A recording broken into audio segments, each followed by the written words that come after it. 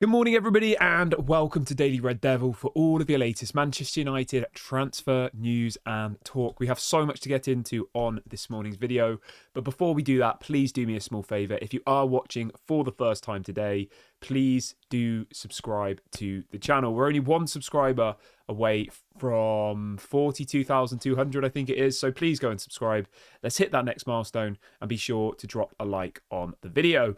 On the show this morning, we're going to be talking about Mbeumo, set to do his medical today at Carrington. Apparently he was at Old Trafford yesterday doing marketing photos, getting ready for the big announcement, which we're expecting to be tomorrow, which will be Monday. We're also going to be talking about Manchester United looking at a new striker and a new midfielder. Great, music to my ears.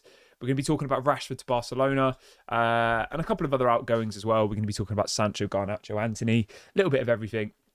But before we do all that, I've got a really, really important question to ask you. So, as I said, we're going to be talking about some news that broke in relation to a new midfield signing and a new striker signing. But I want to know, who should Manchester United be signing in those two key positions this summer? Let me know your thoughts in the comment section below.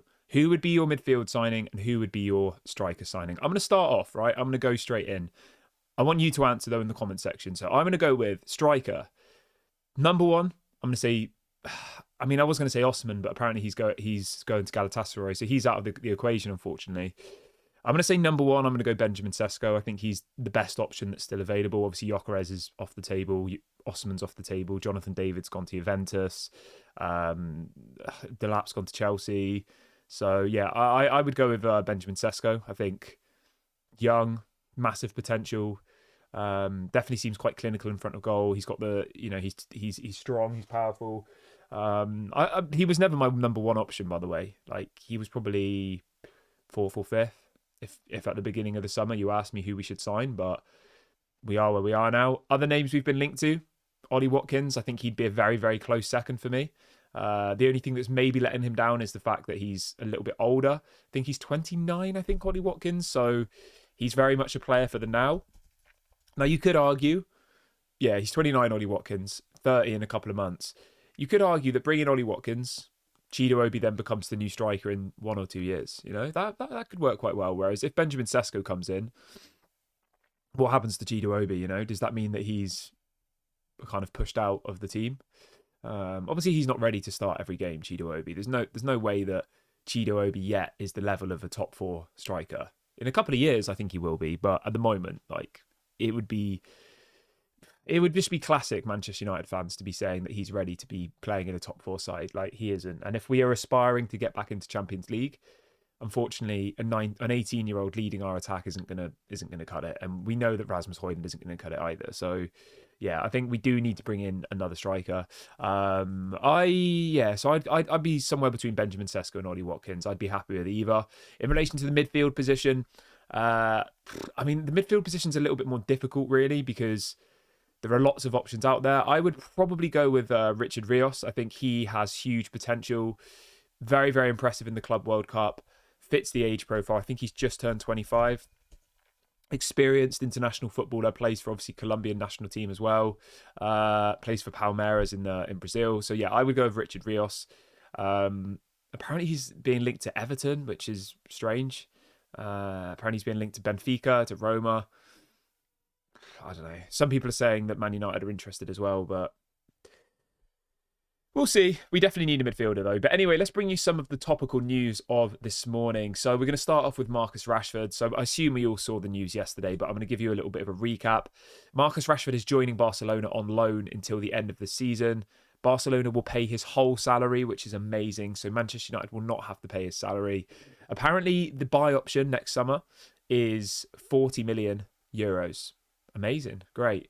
And apparently there may be some sort of penalty fee if Barcelona don't activate the buy option. So kind of similar to what happened with Jadon Sancho and Chelsea.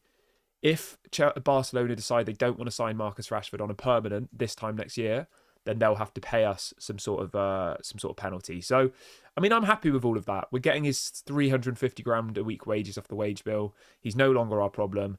And let's hope that he goes to Barcelona. He does really well. He gets back in the England squad, and then Barcelona buy him, and we never have to think about it again. So, I'm happy about this. I think, obviously it would have been better to get the money for him, but that wasn't an option. And the fact that Barcelona are covering all of his salary, we're not paying a penny of his salary, I think it's a good deal. I think it works for everybody. Remember, he's on 350k a year, everybody, which is, I think it's around 20 million a season. So we've effectively saved 20 million pounds here by letting Rashford go to Barcelona. And if he goes there and he does well, we'll get 40 million next year. So I'm happy with this one. I think it's a good deal.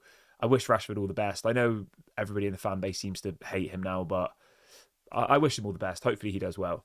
And the key thing here that I want everyone to remember is David Ornstein, Fabrizio, all of the top journalists are reporting that Barcelona will cover the whole of Rashford's salary. So I'm happy about this. Let me know what you think, though. Maybe you disagree.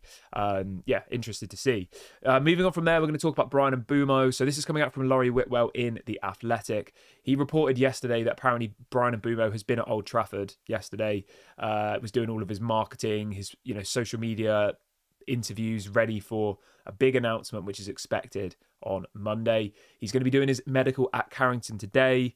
Yeah, so it looks like we will get this deal announced by tomorrow, which will be Monday. And then our pre-season tour, I think we fly later this week. Our first game is on Sunday against West Ham.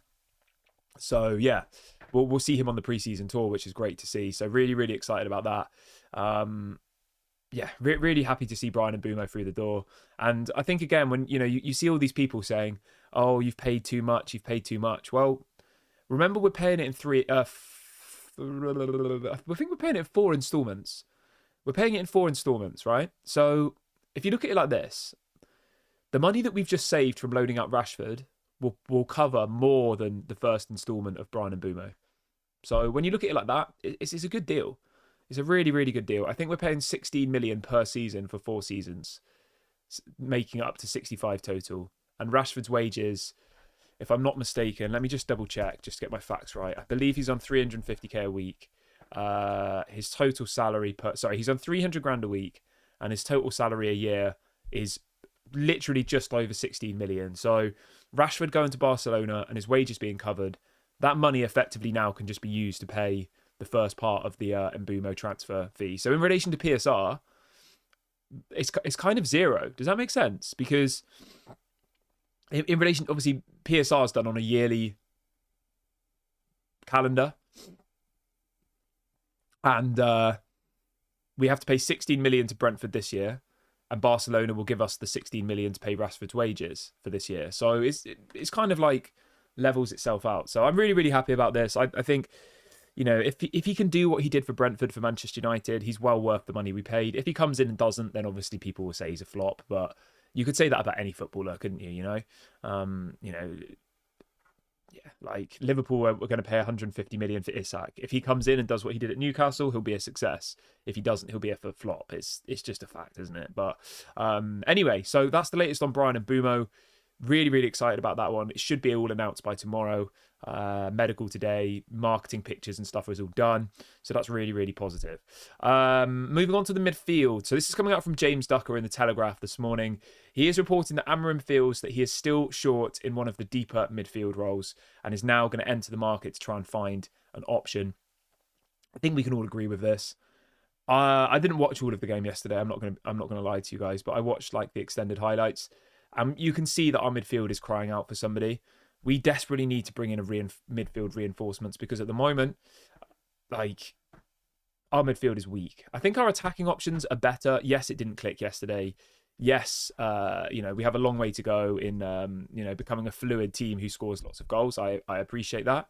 But I think at the moment, one of our main key positions is getting that midfield sorted, as well as the goalkeeper and as well as the attacking options. So yeah, I'm feeling quite positive now about the rest of this window. Obviously, we'll have to wait and see.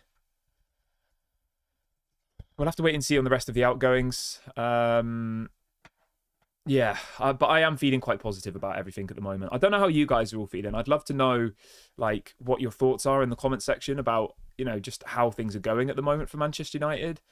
Are you feeling positive? Are you feeling negative? Like, let me know. I'm interested to hear. I'm interested to find out. Overall, I'm feeling pretty positive. But yeah, I want to get your thoughts. Moving on from there, let me see what else we had planned for today's stream. There was a couple of other topics we wanted to talk about.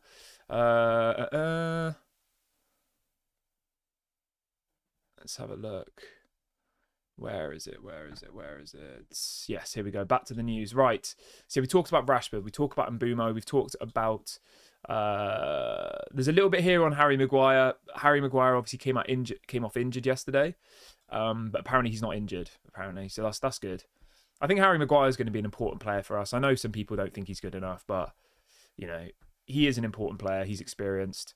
And I'm excited to see what he can do realistically going into the next season.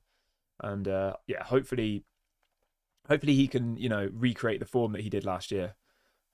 Because last year, I think Harry Maguire was one of our best players. I know, obviously, we were terrible, so it's not saying much. But yeah, there is some other quite interesting news here in relation to midfielders, actually. And it's in relation to Sekou Kone. Now, there's a story this morning saying that apparently Ruben Amorim has blocked a loan move for Sekou Kone. This is massive. So apparently the Old Trafford Chiefs, so you know the Omar Baradas, Dan Wilcox, Jason Wilcox, etc.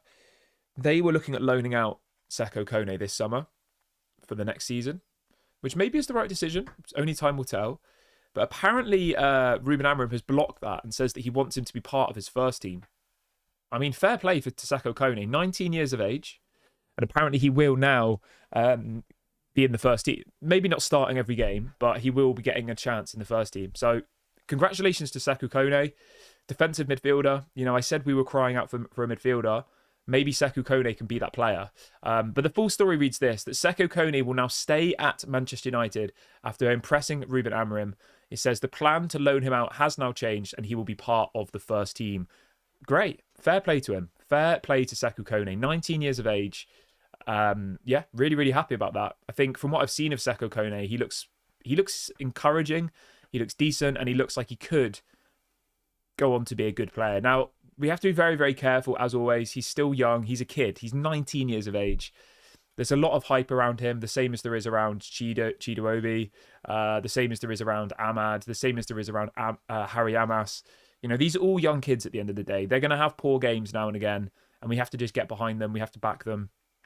And we have to be patient with them because, you know, I mean, imagine at the age of 19 playing for Manchester United. And I know people will say, oh, age is only a number. I get all of that. But still, like, let's get behind these young players. Let's back them.